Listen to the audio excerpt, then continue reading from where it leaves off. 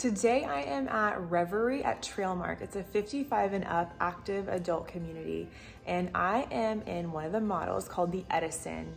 It is a dream finder's home, and it's one of their more popular floor plans. It's 1,812 square feet.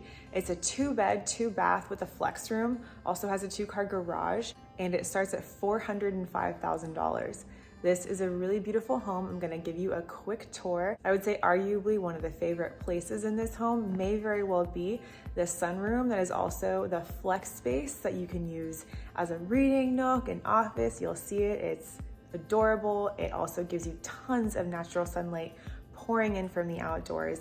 So take a look around this home with me and let me know if you would like additional information on potentially building one of these homes for yourself here in Trailmark at Reverie.